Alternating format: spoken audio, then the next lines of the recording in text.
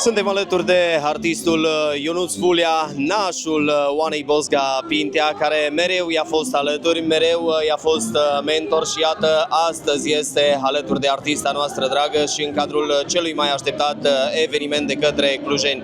Domnule Ionuț Vulea, ați coborât de pe scenă, ați simțit energia publicului. Cum i-ați simțit în această după-amiază pe clujeni? Eu sunt foarte bucuros pentru că de fiecare dată când vin la Cluj avem un public foarte frumos, foarte deschis. Asta dovedește încă o dată că oamenii din Cluj își doresc din suflet să vadă folclorul românesc aici, în Piața Unirii, pe scenă. În egală măsură mă bucur că Oana a venit cu acest spectacol Tinerețe la Cluj, oarecum să revigoreze, să readucă în aminte, în mintea oamenilor, dragostea de ceea ce înseamnă folclor, de ceea ce înseamnă identitatea națională. Mă bucur că fac parte din acest proiect al Oanei. Sigur, cred că fac parte din acest proiect în calitate de artist și sigur o sprijin din tot sufletul în calitate de naș. Ați fost unul dintre artiștii României care chiar ați înființat o uniune a artiștilor, care ați fost alături și de tânăra generație. Văzând și fiindu-le mentor, cum considerați că merge folclorul mai departe, domnule Ionuț Vulea? Cred că este foarte simplu să mă exprim vis-a-vis de această condiție, pentru că, iată, aici la Cluj avem Festivalul Tinerețe. Ce spune acest lucru? Că avem continuitate. Vorbim de o generație tânără care vine din spate, serios, implicați, determinați și motivați totodată să păstreze această identitate pe care noi am moștenit-o. Se pare că am reușit să transmitem generațiilor viitoare acest sentiment de apartenență. Care este mesajul dumneavoastră pentru ascultătorii Radio Someș, pentru oamenii care vă urmăresc și vă iubesc?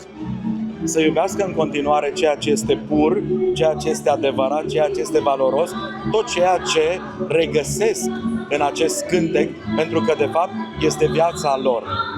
Vă mulțumesc. Mulțumesc și eu. Hai că la mine n-o veni. Ho, ho! Ho, ho, ho!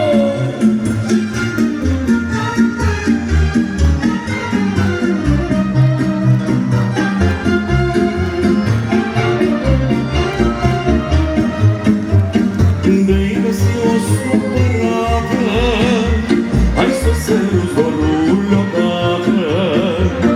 De-i găsi o adormită, ia-o în brațe și-o sărută. De-i găsi o suspinând, să vii dorule cântând.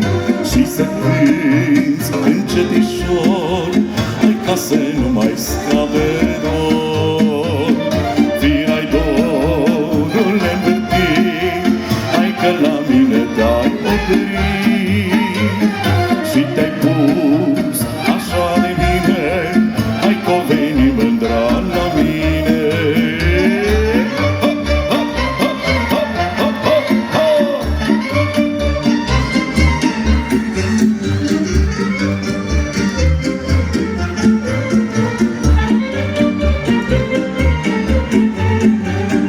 Când era ca să petrec, n-am-mi-o venit ordin să plec. Când era ca să-mi petrec, n-am-mi-o venit ordin să plec. Ordin de la împărăție, să mă duc în cătănie. De la împărăție, șalai-lai-la. Să mă duc în cătănie, șalai-lai-la.